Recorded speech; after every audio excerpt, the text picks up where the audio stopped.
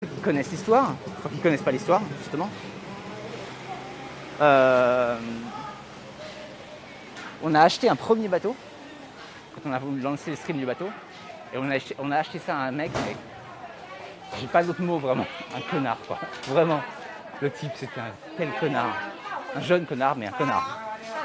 Donc en fait on avait un deal avec lui, c'était on lui donnait l'argent du bateau, c'était pas cher hein, comme bateau, c'était un bateau qui nous a coûté 8 000 €. Sauf que on l'a acheté en bitcoin, donc on lui a acheté à ce moment-là un bitcoin, et bah, j'aurais préféré le garder le bitcoin du coup. Mais bref, donc on achète le bateau et je dis aussi, par contre, tu gardes l'argent. C'est-à-dire que tu n'encaisses pas, tu ne dépenses pas les sous tant qu'on n'a pas vu le bateau, vu qu'on ne peut pas le voir, on est en voyage. Ouais, il n'y a pas de problème, de toute façon bien sûr, mais moi je suis vachement carré, tout ça. On va voir le bateau, enfin on arrive, un mois plus tard. Le bateau est crade, mais on le savait, c'est un bateau pas cher, voilà. Le mec va pour démarrer le moteur, ça démarre pas, et là il dit alors ouais c'est vrai que je l'ai essayé de démarrer ce matin et il marche pas le moteur.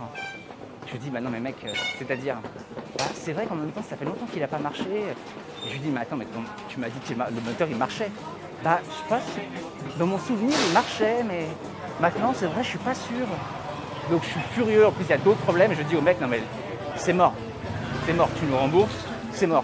Et là le mec dit ah mais moi j'ai dépensé l'argent, je suis désolé, j'ai plus les sous.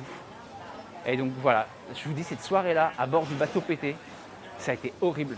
Donc ce bateau on l'a réparé comme on pouvait, et en fait la première fois que je l'ai sorti en mer, il s'est décomposé. Le moteur a explosé, les voiles se sont déchirées, la barre est tombée, et derrière il valait plus rien, donc j'ai vendu 1 €.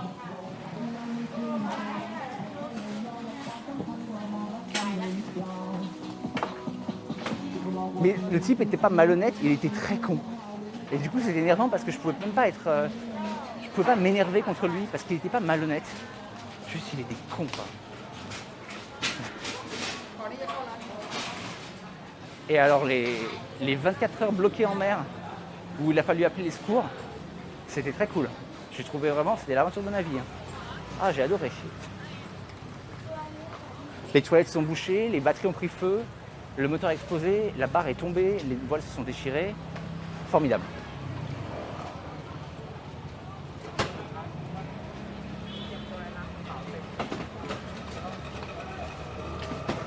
Bon, l'histoire se finit bien parce qu'en fait, pendant que j'étais bloqué en mer, Tallulah, elle streamait.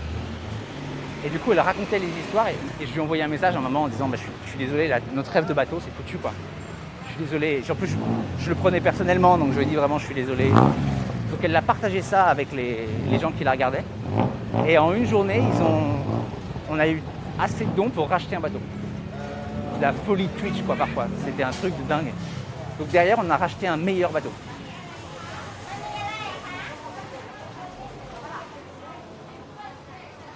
Alors, c'est marrant parce que c'est exactement ce que dit Tallulah. Moi, je dis que le mec était bête. Tallulah, elle dit qu'il faisait exprès d'être bête. Tallulah, elle dit qu'il n'était pas bête, il faisait l'imbécile pour qu'on lui dise rien, mais en fait, il savait très bien ce qu'il faisait. Après, ça dépend comment tu vois les gens. Moi, j'avoue, je lui donne le bénéfice du doute. J'ai l'impression qu'il était idiot. Mais Tallulah, elle dit qu'il n'était pas idiot. C'était le jour où donc j'étais coincé en mer. C'est horrible, vraiment, j'en peux plus. Je vous avoue, j'avais les larmes aux yeux. À un moment, parce que déjà en plus j'avais peur, parce qu'en fait on était en pleine tempête. Donc j'étais avec une monitrice. En pleine tempête, sans voile, sans moteur, le bateau qui part dans tous les sens, mal au cœur. Je vous avoue, j'avais les larmes aux yeux parce que j'étais crevé de peur et j'en pouvais plus quoi. J'en pouvais plus, c'était horrible. Je me disais mais qu'est-ce qui va se passer? Et j'avais toutes mes affaires sur le bateau. Les affaires de streaming, tout le reste c'est sur le bateau. Et là j'ai commencé à voir PayPal qui est parti, qui est commencé avec des dons de fou quoi.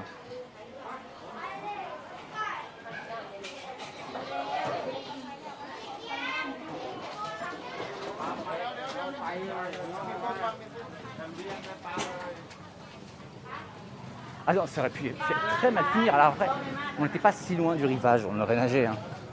D'ailleurs, il y a un moment où on l'a presque envisagé. Il y a presque un moment où on a presque dit, mais attends, mais cassons-nous quoi. Tu vois, genre, allez, on saute. Tellement on en avait marre. Alors c'est marrant, c'est ce que ma prof m'avait dit. Donc on attend les secours, on passe 24 heures en mer et tout. Et ma prof, en fait, elle venait avec moi. Moi, j'avais appris par moi-même. Et elle venait pour valider, en fait. Pour valider que je m'en sortais. Et donc on se fait ce truc-là, on revient au rivage. On est crevé, on en a marre, tout ça. Et elle me dit, bon bah j'imagine que le bateau, du coup, là, pour toi, c'est mort. Et moi, je dis, mais non, mais pas du tout, non. On va se débrouiller, on va en reprendre un et on repart. Et elle m'a dit, bon bah alors ça c'est clair, si ça t'a pas dégoûté, le bateau c'est bon pour toi.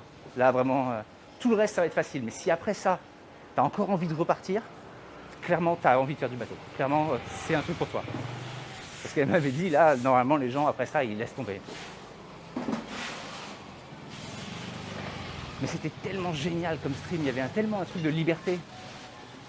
Ça avait complètement éliminé cette idée un peu artificielle du stream, de qu'est-ce qu'on fait aujourd'hui. Bah, en fait, on vivait cette aventure-là, quoi. Donc le matin, on mettait nos gilets, on hissait les voiles et on partait vers l'Italie, on partait vers